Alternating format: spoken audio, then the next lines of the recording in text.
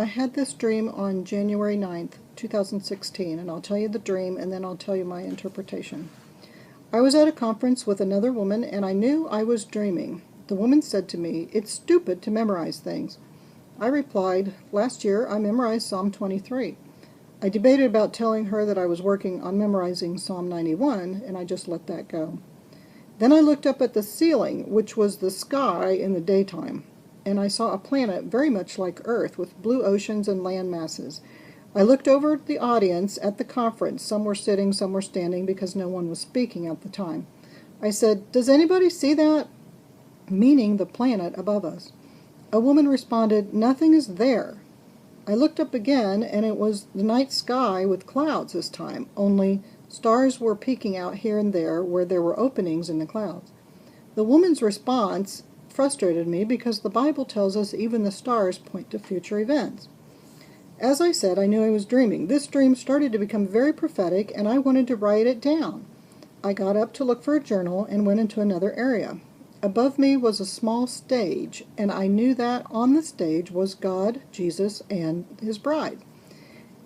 The people were small black cutouts. Jesus and God and the bride were black cutouts like paper dolls that would fit in your hand. I was below the stage, standing on the floor. The bride cutout doll fell into my hand. Then more black things fell into my hands, and I knew these were gifts. I became very enchanted by this because I could feel God tapping on the backs of my fingers as I held the bride and caught more gifts. I felt, and I still do, just thrilled that the God of Abraham even knows that I exist. I know this is not logical and that we should know better, but it's very thrilling to me. So when this was done, this part of the dream, I still wanted to write it down, knowing it was all prophetic. I went into another area to find a book or a journal, and as I did, I saw at least 3 monthly calendars on the wall to my left. I was forced to walk fast and could not see them in detail, but I noticed the date of the 21st stood out in the last calendar. No months were listed on the calendars, and there was no month after the one with the 21st that was bolded on it. I continued to look for a book and found some all jumbled together with the pages already full. I then looked for a recording device like a cassette player and found one that had a tape that played a song. I knew the song, and I wish I could remember it now. I am fairly certain that the song was by Foreigner and was one of their slower songs. Anyway, I could not find the record button, and I knew I needed my husband's help, and that was the end of the dream. Now, after much prayer, here's the interpretation. As this dream begins, I'm in the world with people who do not believe in God. They purposely ignore his existence. Those of us that obey him, however, and have that solid relationship with him are having our eyes open to see more. I saw an Earth-like planet in the sky. There were clouds at the time, but I saw through them and around them to see what's happening. I looked to see if anyone was looking up at it, and no one was, so I looked again, and I saw a night sky that time, with the clouds still, but stars were poking out. I asked if any others saw this, and when the woman said nothing is there, that tells me, interpretive-wise, that they do not even recognize that the stars point to things, let alone solar flares and blood moons. Even the magicians of both Abraham and Moses' time told their pharaohs that someone was coming to hurt them. They could tell this by reading the stars. The Bible tells us in Luke 21:25, "And there will be strange signs in the sun, moon, and stars." So we know things like the stars have alignments, and they also point to coming events, and it bothered me that nobody in this conference was paying attention to that. I then went to another place in my dream, always knowing I'm dreaming. I was seeing these things that would come to pass, so I wanted to write them down, but I couldn't find even a clean piece of paper. This is because this is not my purpose. I'm not a seer, I'm not a prophet. I do have visions and dreams, and I'm to share those with you guys just as you share them in the forum. We all are to share our dreams. But my real purpose is just bringing God's information to you from others that have words and visions and dreams that you may miss out on. Also, I know I'm to encourage you, which is why you don't see many negative news stories, even though they may be prophetic, and I do read the ones you send me, and I'm well aware of what's going on out there. I just don't post it. As I moved into this next room in the dream, I was moving out of the world and into the spiritual atmosphere.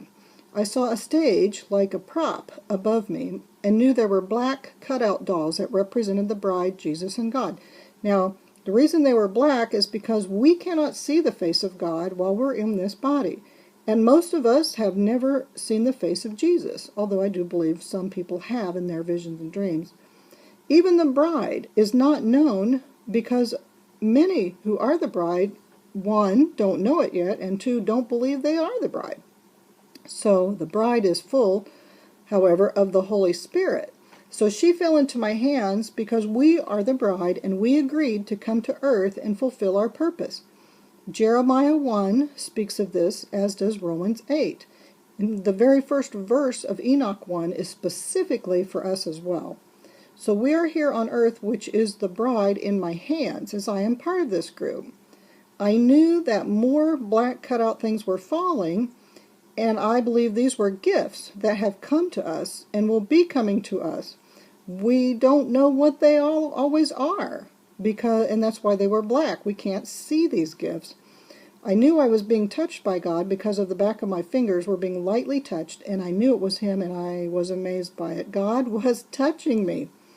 Even though we cannot see the gifts, they're still falling onto us like light rain showers, and eventually we will see everything that's coming to pass to us.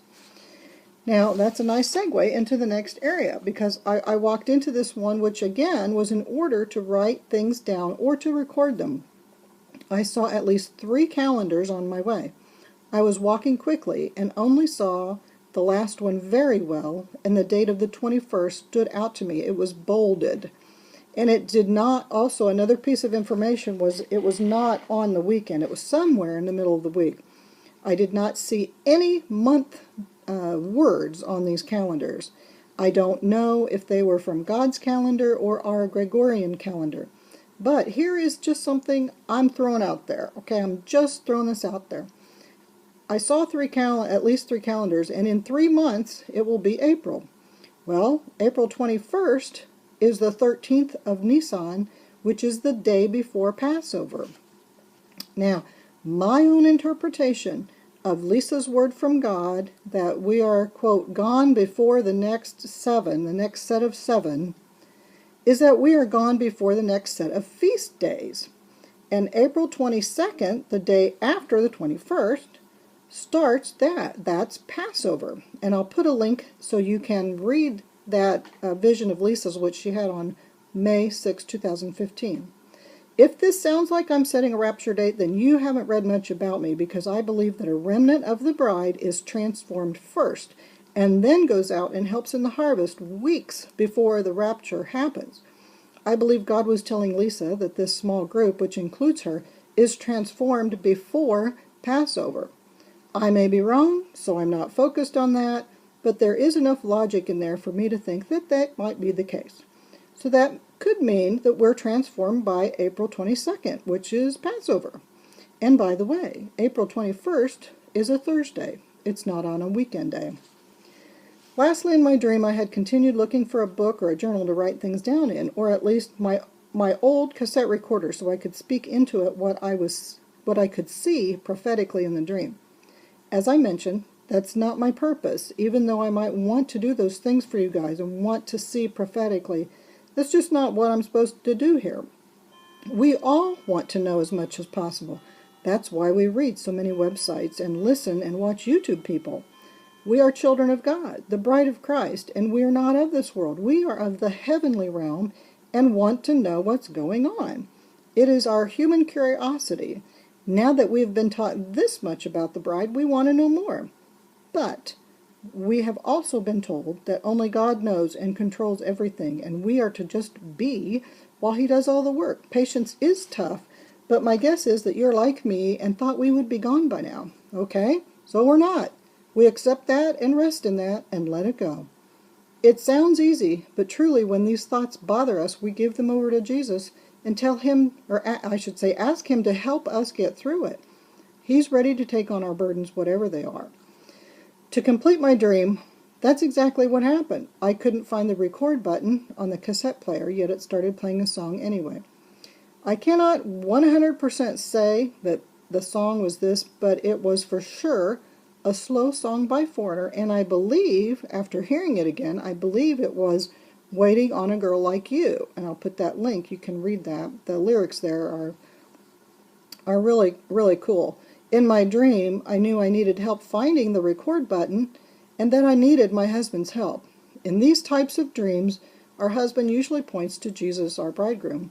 So this last bit is very specific in that we need Jesus' help in everything we do. Even simple tasks should be given over to him.